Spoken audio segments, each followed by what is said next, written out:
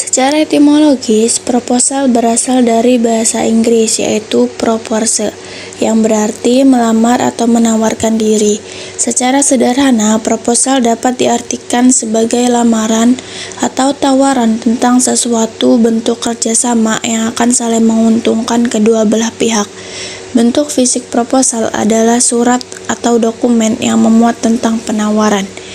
Dalam Kamus Bahasa Indonesia, disebutkan proposal adalah usulan atau rencana kerja yang diajukan dalam bentuk tulisan yang tersusun dengan baik dan jelas.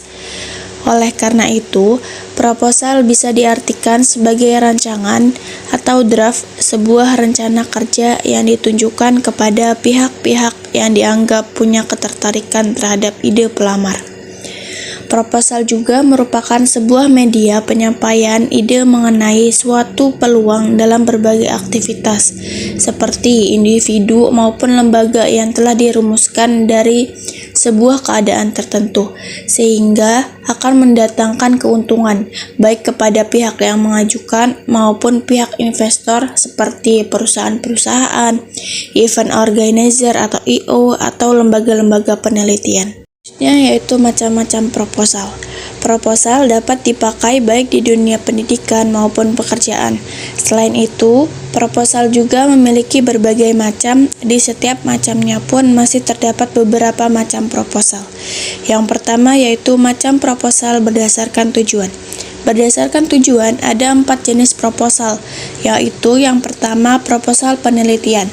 Proposal penelitian yang biasanya digunakan oleh mereka yang berada di lingkungan pendidikan, biasanya lebih banyak dibuat oleh para mahasiswa ataupun dosen. Proposal ini terdiri dari proposal penelitian untuk disertai tesis, skripsi, atau yang lainnya. Proposal ini dibuat ketika seseorang hendak melakukan sebuah penelitian, sehingga apa yang hendak diteliti dan bagaimana prosedur penelitian serta teori yang dipakai akan dijelaskan dalam proposal ini. Tentu saja bagi mereka yang hendak melakukan sebuah penelitian, proposal menjadi gerbang utamanya. Yang kedua yaitu proposal proyek. Proposal proyek yang biasa dipakai dalam kegiatan bisnis. Proposal proyek ini berisi tentang serangkaian rencana kegiatan pembangunan yang akan dilakukan. Isinya pun macam-macam, mulai dari tujuan proyek dilaksanakan, siapa yang terlibat, sampai dengan dana yang dibutuhkan dalam proyek. Yang ketiga yaitu proposal kegiatan. Proposal kegiatan yaitu proposal yang dibuat untuk sebuah kegiatan tertentu. Isi dari proposal kegiatan ini adalah rencana kegiatan yang akan dilakukan oleh seseorang maupun kelompok. Dalam proposal ini harus sudah berisi lengkap, mulai dari nama kegiatan sampai bagaimana kegiatan akan berlangsung dan siapa saja yang akan bertanggung jawab. Contoh dari proposal kegiatan adalah kegiatan pameran, kegiatan pentas seni, kegiatan kelas meeting, kegiatan perayaan hari nasional, dan sebagainya. Yang keempat yaitu proposal bisnis. Proposal bisnis yang biasa dipakai dalam kegiatan bisnis pribadi maupun kelompok, seperti proposal mendirikan usaha, proposal kerjasama antar perusahaan, serta proposal lain dengan tujuan bisnis. Selanjutnya yaitu proposal berdasarkan formatnya. Selain berdasarkan tujuannya, berdasarkan format penulisan dan strukturnya, proposal juga memiliki beberapa jenis. Yang pertama, proposal formal. Proposal formal merupakan jenis proposal resmi atau baku. Proposal ini memiliki struktur yang baku dan harus ada di setiap proposal. Bahasa yang dipakai juga menggunakan bahasa Indonesia yang baku. Ada 3 bagian utama yang biasanya digunakan untuk menyusun proposal formal, yaitu pendahuluan, isi, dan data pelengkap proposal. Yang kedua yaitu proposal semi-formal. Proposal semi-formal adalah proposal yang strukturnya tidak terlalu lengkap atau tidak selengkap proposal formal. Meski tidak selengkap proposal formal, namun bentuk proposal semi-formal masih menggunakan bahasa yang baku. Yang ketiga yaitu proposal non-formal, yaitu proposal yang lebih fleksibel dari kedua jenis sebelumnya. proposal non-formal tidak baku ataupun resmi, karena tidak memiliki struktur resmi atau baku. Proposal non-formal sering dibuat dalam bentuk memorandum atau surat saja. Selanjutnya yaitu fungsi proposal. Fungsi dibuatnya proposal lebih mengarah pada diadakannya kegiatan atau acara. Jadi, fungsinya pun akan disesuaikan dengan jenis acara ataupun kegiatan yang hendak dibuat. Jadi, fungsi proposal terdiri dari fungsi proposal kegiatan, penelitian, bisnis atau usaha, dan juga proyek. Fungsi proposal kegiatan lebih ditekankan untuk menyelenggarakan sebuah acara tertentu, misal untuk diskusi, pelatihan, seminar, lomba, tasyakuran, pentas, dan lain sebagainya. Fungsi proposal usaha atau bisnis, yaitu sebagai gambaran mengenai bagaimana usaha dan bisnis akan dijalankan. Dengan adanya proposal, diharapkan setiap pihak yang terlibat sudah mempunyai gambaran mengenai seluk-beluk usaha yang hendak dijalankan, baik dari segi kebutuhan maupun analisis keuntungan finansialnya. Fungsi proposal proyek, yaitu sebagai bagian awal atau dasar bagi pemilik proyek untuk melakukan tender, baik itu proyek dari perorangan maupun lembaga swasta dan pemerintah. Proposal ini jelas sebagai gambaran untuk menilai bagaimana proyek akan dijalankan. Yang terakhir yaitu fungsi proposal penelitian. Ini biasanya berguna sebagai langkah awal melakukan riset. Penelitian ini dilakukan dalam berbagai bidang seperti sosial, budaya, politik, seni, agama, sains, ekonomi, dan penelitian jenis lainnya. Kata laporan dalam bahasa Indonesia merupakan arti dari kata report pada bahasa Inggris. Namun, kata report sendiri awalnya berasal dari dua kata bahasa Latin, yaitu kata re yang berarti syarat atau mundur dan kata portar yang memiliki arti membawa atau menyampaikan.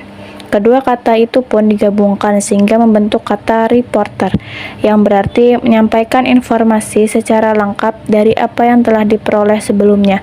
Sementara itu, dalam Kamus Besar Bahasa Indonesia atau KBBI, kata laporan memiliki arti segala sesuatu yang dilaporkan atau sebuah berita.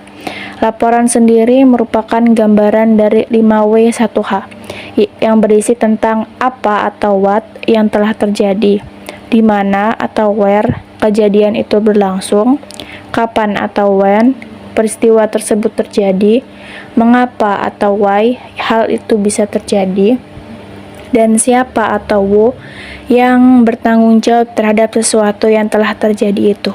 Dan yang terakhir, serta bagaimana atau how kejadiannya. Dalam menjalankan kegiatan suatu organisasi pun maupun perusahaan, laporan tentu menjadi hal yang sangat penting, sebab laporan dapat menjadi salah satu alat yang resmi untuk menyampaikan informasi secara sederhana dan objektif tentang semua masalah yang relevan. Secara sederhana, laporan adalah bentuk penyampaian informasi yang berisi fakta mengenai suatu hal, baik secara lisan maupun tulisan. Informasi yang disampaikan melalui laporan juga bisa bermacam-macam isinya, tergantung kebutuhan, mulai dari informasi berita, keterangan, pemberitahuan, hingga pertanggungjawaban. Fakta yang disajikan dalam laporan pun tentunya berdasarkan keadaan objektif yang telah dialami sendiri oleh orang yang bertugas membuat laporan, terutama saat ia melakukan suatu pekerjaan atau kegiatan. Selanjutnya ada fungsi laporan, yaitu yang pertama sebagai bahan dalam pengambilan keputusan. Pada situasi atau keadaan tertentu, seorang manajer atau pemimpin perusahaan terkadang harus membuat keputusan penting dalam waktu yang singkat. Dalam kondisi seperti itu, diperlukan sumber otentik untuk mendapatkan informasi yang jelas, sehingga keputusan terbaik pun bisa diambil.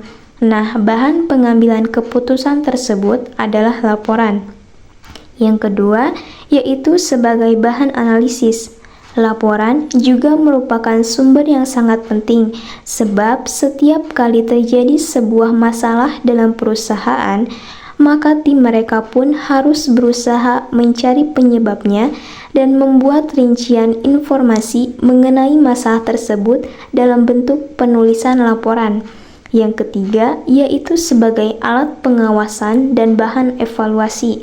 Dalam perusahaan yang berbasis pada skala besar dan terlibat dalam banyak aktivitas yang berbeda, tidak mungkin bagi manajemen untuk mengawasi setiap orang di dalam perusahaan.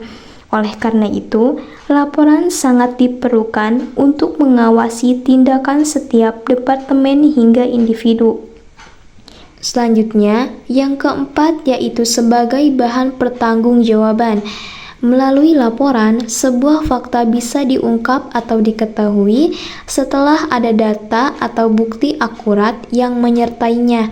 Tentunya, fakta-fakta itu harus tertulis di dalam laporan, sehingga bisa menjadi bahan untuk pertanggungjawaban. Selanjutnya, yang terakhir yaitu sebagai alat untuk menyampaikan sebuah informasi. Meskipun pengertian laporan cukup beragam, pada dasarnya laporan berisi suatu topik yang diuraikan baik dalam bentuk tulisan maupun lisan. Laporan pun dapat mencakup berbagai topik, tapi biasanya berfokus pada penyampaian informasi dengan tujuan yang jelas kepada khalayak tertentu. Laporan yang baik adalah yang akurat, objektif, dan lengkap, sehingga laporan menjadi alat untuk menyampaikan informasi. Penjelasan materi selanjutnya yaitu tentang pedoman membuat laporan yang baik. Apa sih itu laporan? Jadi laporan adalah dokumen tertulis yang berisi ringkasan dan evaluasi hasil dari suatu kegiatan atau acara tertentu. Laporan ini penting untuk memberikan gambaran tentang pencapaian, kendala, dan manfaat dari kegiatan yang telah dilakukan. Laporan juga biasanya memiliki tujuan untuk mengetahui suatu hal mulai dari proses hingga hasil yang didapatkan dari suatu kegiatan tersebut.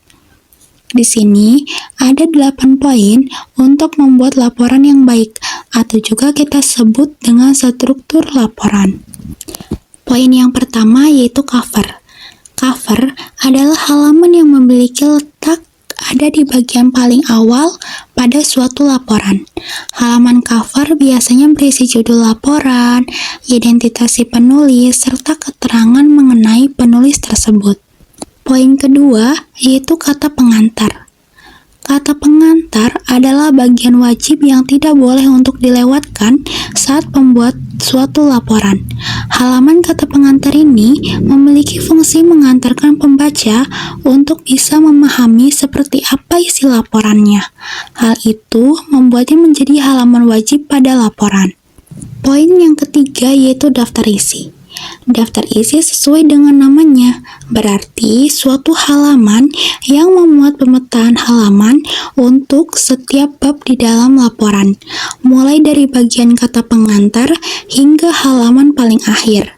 Nomor halaman pada setiap bab pun harus sesuai kondisi asli supaya memudahkan pembaca. Poin yang keempat yaitu pendahuluan. Jadi, pendahuluan adalah bagian awal yang ada di laporan, serta isinya terdapat beberapa subbab. Misalnya, seperti tujuan kegiatan dilakukan dan latar belakang. Isi latar belakang sendiri berupa mengenai faktor seperti apa atau alasan penyusunan laporan tersebut.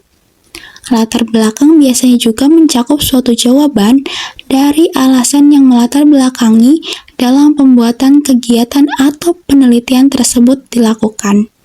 Misalnya, seperti ketika praktek cara membuat laporan PKL yang mungkin teman-teman pernah lakukan di waktu SMK. Poin yang kelima yaitu tujuan. Penulisan pada umumnya akan menjelaskan mengenai tujuan pembuatan penelitian ataupun kegiatan yang telah dilakukan di bagian tujuan.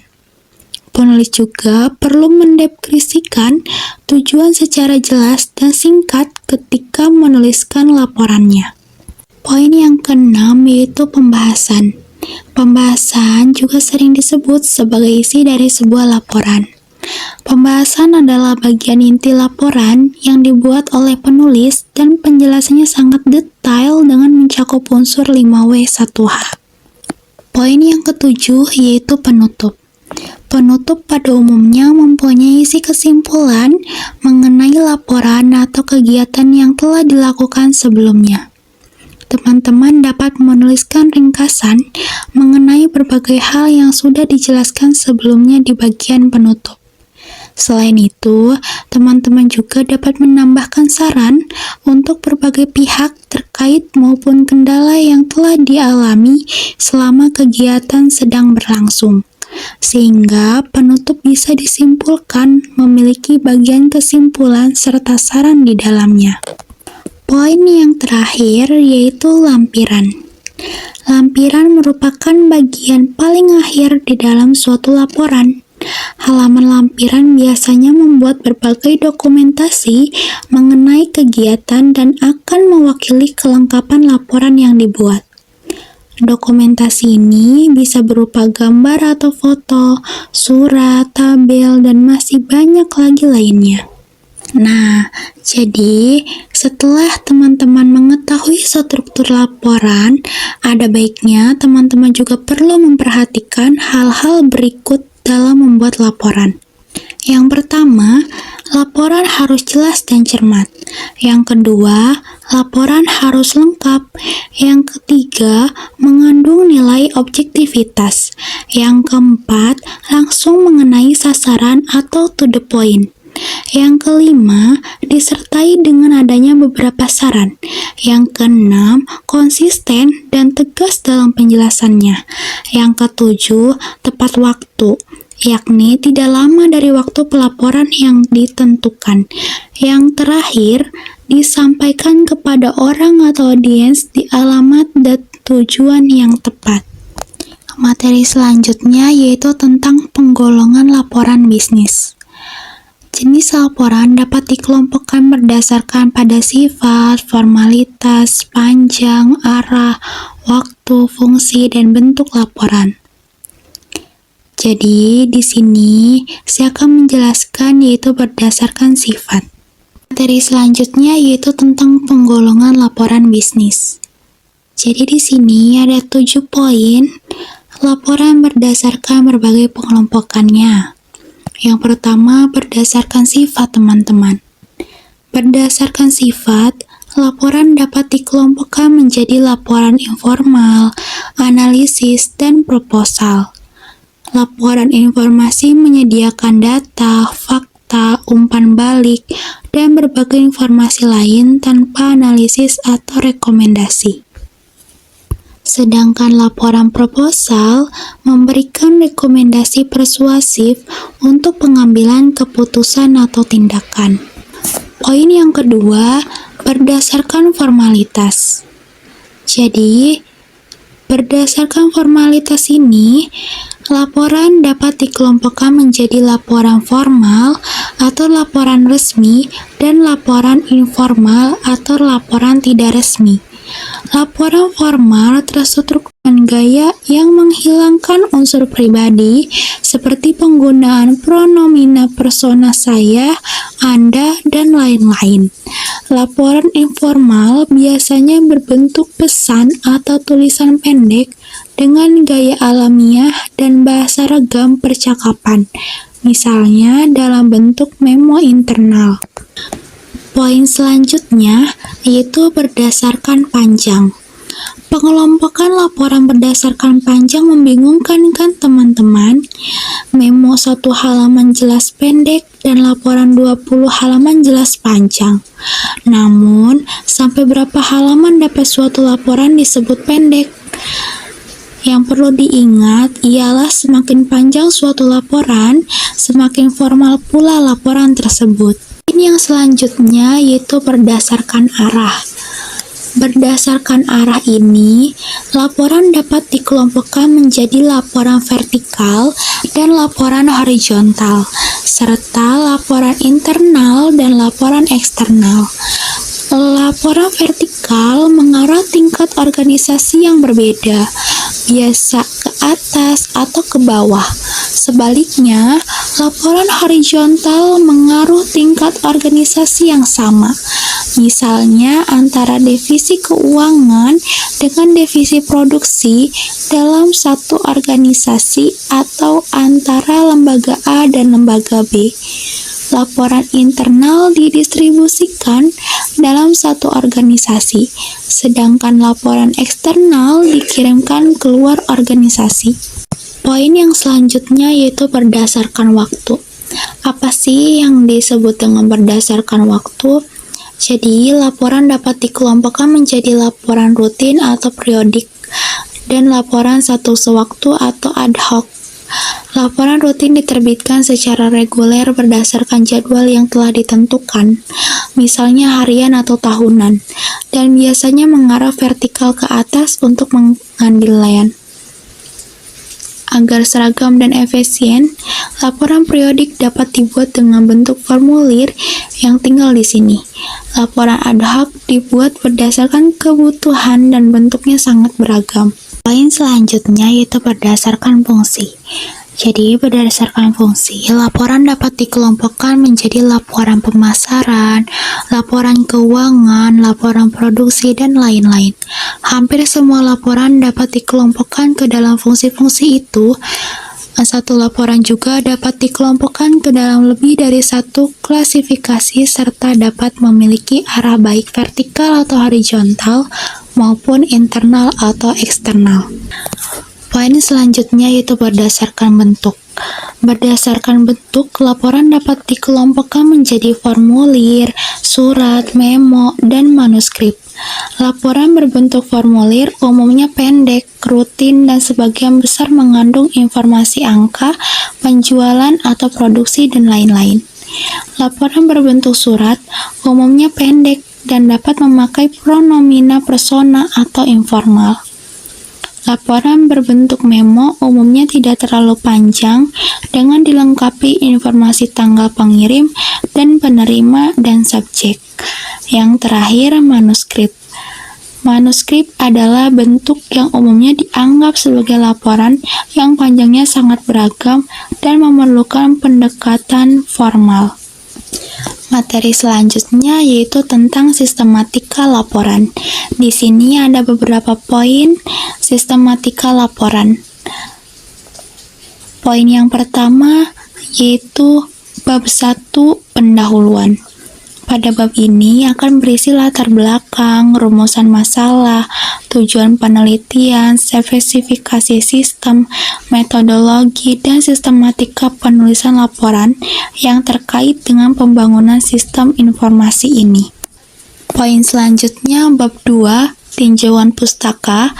Pada bab ini akan berisi dasar-dasar teori yang digunakan sebagai pedoman dan acuan dalam pemecahan masalah. Poin selanjutnya, bab 3, landasan teori. Pada bab ini akan berisi dasar-dasar teori yang digunakan sebagai pedoman dan acuan dalam pemecahan masalah. Poin selanjutnya yaitu bab 3, landasan teori. Pada bab ini akan berisi dasar-dasar teori yang digunakan sebagai pedoman dan acuan dalam pemecahan masalah. Poin selanjutnya bab 4, analisis dan perancangan sistem. Pada bab ini akan berisi penjelasan tentang cara bagaimana pengimplementasian dan penggunaan sistem dan bagaimana pengujian terhadap sistem informasi yang telah dibuat. Poin selanjutnya yaitu bab 5, implementasi dan pengujian sistem. Pada bab ini akan berisi penjelasan tentang cara bagaimana pengimplementasian dan penggunaan sistem dan bagaimana pengujian terhadap sistem informasi yang telah dibuat. Poin yang terakhir yaitu bab 6, kesimpulan dan saran. Pada bab ini akan berisi kesimpulan mengenai sistem informasi yang telah dibuat serta dengan saran-saran yang bermanfaat untuk pengembangan sistem informasi yang lebih lanjut. Jadi kesimpulan dari materi yang telah kita sampaikan, laporan dan proposal merupakan dua elemen penting dalam kegiatan bisnis yang saling terkait. Proposal berfungsi sebagai rencana sistematis untuk mencapai tujuan tertentu, sedangkan laporan menyajikan informasi objektif mengenai pelaksanaan aktivitas. Keduanya membantu dalam pengambilan keputusan dan komunikasi di dalam organisasi. Kesimpulan dari presentasi ini menekankan bahwa kemampuan menulis proposal dan laporan yang efektif sangat penting untuk keberhasilan perusahaan, terutama dalam menghadapi persaingan global dan memenuhi kebutuhan